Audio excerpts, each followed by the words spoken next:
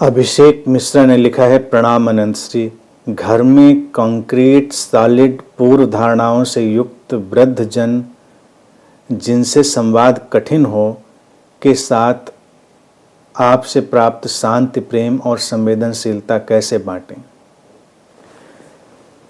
अभिषेक, बांटने का सबसे प्राथमिक जो बिंदु है वो है उनसे आपूरित हो जाना, भर जाना।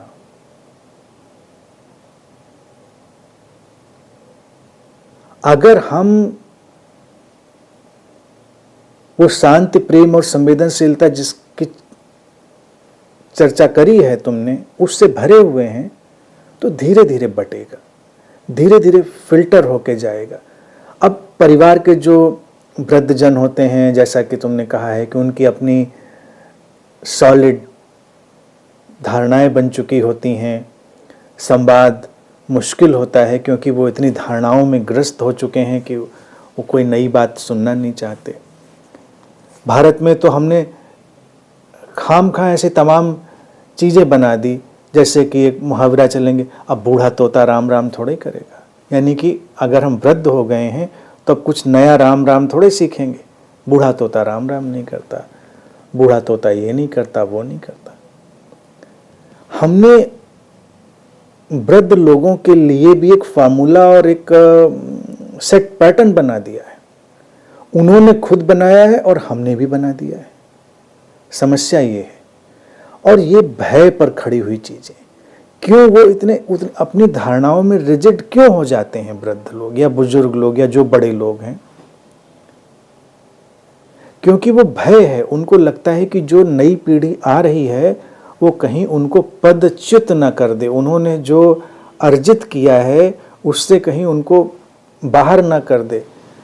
उन्होंने तिनका तिनका जमा कर अपने समझ को इकट्ठा किया है। अब तुम उनके सामने कोई नई समझ रखना चाहो तो उनको लगता है कि सब बिखर जाएगा।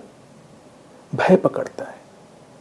उस भय के कारण वो अपनी धारणाओं को और कस के पकड़ते हैं।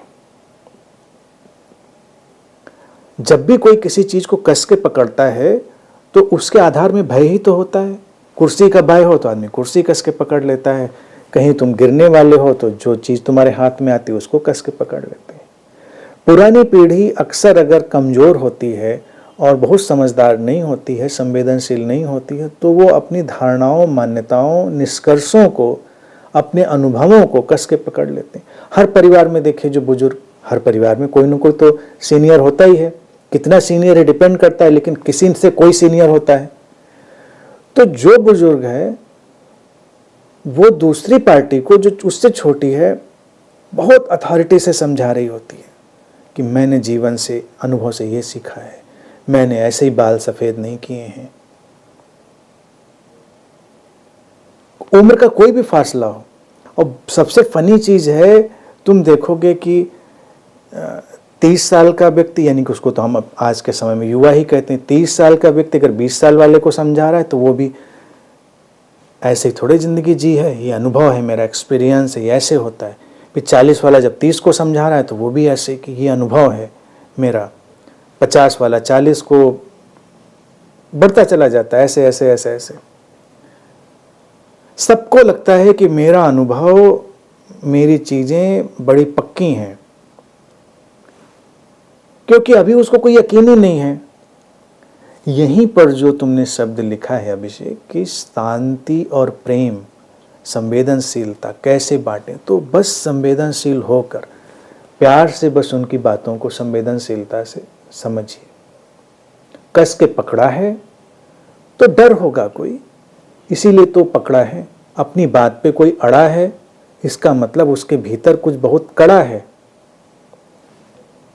कठोरता है उसके भीतर, इसीलिए वो अड़ गया है। तुम मत अड़ो, सुन लो, मुस्कुरा दो, कई बार बात मान भी लो। बहुत सारे ऐसे लोग होते हैं जो गलत कह रहे होते हैं, कर रहे होते हैं, और अंदर कहीं उनको पता भी होता है कि गलत है, लेकिन सामने वाले का सही मानेंगे नहीं। लेकिन तुम उनको कहने के बजाय सही करके दिखाओ। और कई मैं ऐसे लोगों को जानता हूं जो सामने वो बात स्वीकार नहीं करेंगे सही वाली, लेकिन अगर तुमने सही बात कही है तो पीछे से वही सही काम कर लेंगे। स्वीकार करने में थोड़ा अहंकार को चोट लगती है कि बताइए इस बच्चे की हमने कल के लड़के की बात मान ली, तो वो शुरुआत में तो कहेंगे नहीं बिल्कुल नहीं, ऐसा ऐसा हो ही नहीं सकता, हमेशा नहीं। फिर बाद में अगर वो सोचते हैं कि इतनी कहे तो सही रहा था, बाद में वही कर लेंगे। लेकिन तब उसका क्लेम मत लो अभिषेक, उसका तब क्लेम मत लो कि ये तुमने कहा था, तुमने समझाया था, तुम पहले ही ऐसा कह रहे थे इसलिए। तब उनके अहंकार को फिर चोट लगेगी तो अगली बार वो और कठोर हो जाएंगे। तो जब कोई सही बात बुजुर्ग परिवार का या कोई भी बड़ा बुजुर्ग तो समझने पर है, कुछ लोग तो अपने को 20 साल में बड़ा बुजुर्ग समझने लगते हैं और कुछ तो अपने को 80 साल में भी बुजुर्ग नहीं समझ पाते, बच्चे ही बने रहते हैं, चाइल्डिश हरकतें करते रहते हैं। बुजुर्ग समझने का एक तरीका है। लेकिन जो भी बुजुर्ग है, जब वो कोई काम वैसा कर दे जैसा सही था और तुम्हारी समझ संवेदनशीलता कहती थी ये सही है, तो उसका क्रेडिट उन्हीं को दो और कहिए कमाल है, बिल्कुल ये ऐसे भी हो सकता था, हम नहीं समझते थे, आप तो मतलब जो भी शब्द जिसके पास जैसे शब्द हो, मतलब मेरे शब्दों पे नहीं जाना है, मैं आप केवल ऐसे ही कह रहा हूँ, उसकी तारीफ करो कि ये तो बहुत अच्छा है, मैं उम्मीद नहीं करता था ये ऐसे भी हो सकता है, लेकिन ये ऐसे भी हो सकती हैं चीज़ें। तब फिर आगे से वो खुल जाएगा और अच्छी चीज़ें करेगा। प्रेम संवेदनशीलता शांति बांटने का तरीका ही है कि प्रेम संवेदनशीलता और शांति से व्यवहार करना।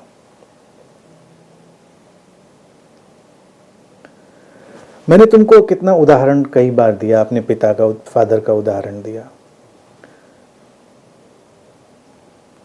तुम भी ब्राह्मण परिवार में हो, जानते ही हो, मैं भी उसी परिवार में, हमारे पिता भी मिश्रा जी, तो कट्टर ब्राह्मण, पूजा पाठ कर्मकांड इसमें पूरी तरह घनघोर लगे रहने वाले। अब मेरा तो एटीट्यूड कोई ऐसा नहीं क्रांति कर देनी, उनको हर चीज़ से मुक्त कर देना है, लेकिन अगर कोई बेवकूफ़ियाँ चल रही हैं और मेरी समझ में आ रही हैं तो कभी कभी मैं उनसे चर्चा कर देता था, लेकिन मैं यूं ही नहीं उनको रोज रोज बैठ के समझाता फिरता था। प्रेम से उनके साथ रहना, बैठना, उठना, शांति से सब करते थे। वो अपने को ज्योतिषी, हस्तरेखा विशेषज्ञ भी बहुत समझते थे और उनके अनुभव से ही मैंने ये हस्तरेखा और ज्योतिष का बड़ा मसला जो है बहुत नज़दीक से देख के समझा। और वहाँ घर में हमारे आते भी रहते थे खूब, एक से एक कारीगर लोग, एक से एक पहुँचे हुए बाबा लोग और सब लोग, ऐसे वो उनका स्वागत सत्कार करने में बहुत मज़ा लेते थे। अक्सर मैं देखूँ किसी न किसी का हाथ पकड़ के उसको कहानी सुना रहे हैं कोई, तो कभी मुझे मौका मिलता था, मैं कहता था क्यों लोगों को बेवकूफ़ बनाते हैं आप, शांति से जीने दीजिए। मैं क्या आता है, मैं उनसे पूछता था आपको क्या आता है, जो आप कह रहे हैं इसमें आपके क्या प्रामाणिकता है। क्या चुप रहो, तुम्हें कोई बात समझ में नहीं आती, वो बाद में समझोगे, अभी तुम्हें समझ में नहीं आएगी। अब समझाने की कोई बात हो तो समझाएं भी। और इतनी कहानियाँ सुनाते हुए मैंने उनको देखा और फिर मुझे दूसरा माइंडसेट भी दिखा लोगों का कि लोग कहानियों को सुनना चाहते हैं और कहानियों में यकीन करना चाहते हैं। हर 2-3-4 महीने पे मैं 1-2 ऐसे लोग उनके पास जरूर आते हुए देखता था, आके आपने जो पिछली बार बताया था बिल्कुल वैसा ही हो गया, बिल्कुल, बहुत बहुत आपकी कृपा और ये सब। और वो फूल के और कुप्पा हो जाएं कि देखो, फिर हमारी तरफ भी कभी देखें कि देखो तुम हमको कहते हो बेवकूफ़ बना रहे हो, देखो इसका काम, इसका तो हो गया ना। उनको यकीन नहीं था, वो कहानी बना रहे हैं, लेकिन वो लोगों का मन मानने के लिए तैयार बैठा है। ये चीज़ मैंने वहाँ पर ऑब्जर्व करी। और उनका ये सब काम, ये कार्य व्यापार, घनघोर कर्मकांड, वो सब चलता रहा। अच्छी बात ये थी कभी उन्होंने मुझसे नहीं कहा कि भाई तुम भी ये सब इसमें पढ़ो। मैं संवेदनशीलता जो तुमने कही ना, मैं बहुत प्यार सम्मान से सब उनके साथ सब करता रहा। फिर मैं लखनऊ आ चुका था, तुमको पता ही है किस्सा, मैंने अनंत में कितनी बार बताई ये बात, नए लोग समझ पाएंगे इस चीज़ को। और एक बार जब मैं गया तो मैंने देखा कि सब डिसअपियर है, उनका ज्योतिष, उनका सामुद्रिक, उनका कर्मकांड और सब गायब। वो सब आध्यात्मिक साहित्य भी घर से गायब और प्रसन्न लग रहे हैं। तो हम 1-2 दिन जब साथ में रहे, मुझे लगा तो बिल्कुल कुछ बदल गया, बिल्कुल माहौल। पूछा क्या हुआ? कहा नहीं ठीक है सब, अब ज़रूरत नहीं उसकी है। फिर एक दिन धीमे से कहा कि नहीं सही कहते थे तुम। अब उन्होंने चलो स्वीकार भी कर लिया, लेकिन बहुत सारे पिता लोग स्वीकार भी नहीं कर पाएंगे कि बेटा सही कहता था। वो तो एक जो फादर का ईगो रहता है वो बना रहता है। तो फादर हो या कोई भी बड़ा हो, उनके अपने अपने ईगो टकराते रहते हैं। तुम शांति से अपना काम करते रहो, तुम्हारी शांति ही उनको बदलेगी। थोड़ा प्लेफुल रहो। प्लेफुलनेस में वो रिजिडिटी, वो कट्टरता और वो जो कंक्रीट सॉलिड उनके जो धारणाओं की पकड़ है वो थोड़ी थोड़ी लूज हो जाती है। यही तरीका है, और कोई तरीका नहीं। और अगर वो बिल्कुल सीमेंट इतनी जम चुकी हो तो भी उसका तरीका है उस पर सिर पटक के अपना सिर फोड़ना। क्यों? जम चुकी है तो जम चुकी है, फिर तो तुम्हें अपना ही रास्ता बनाना है। फिर किसी को बदल देना तुम्हारा उद्देश्य नहीं है। तुम्हारा उद्देश्य है उस व्यक्ति के साथ शांति से कैसे रहना है, ये उद्देश्य है। तो इस पर फोकस करो कि उसके साथ तुम शांति से, संवेदनशीलता से कैसे रहोगे। तो 2 विकल्प हैं। अगर वो अभी खुला हुआ ग्रहणशील होगा तो बदलने लग जाएगा। बिल्कुल सीमेंट जम चुकी होगी तो फिर जैसी जिसकी डेस्टिनी, उसमें चिंतित भी नहीं होना चाहिए।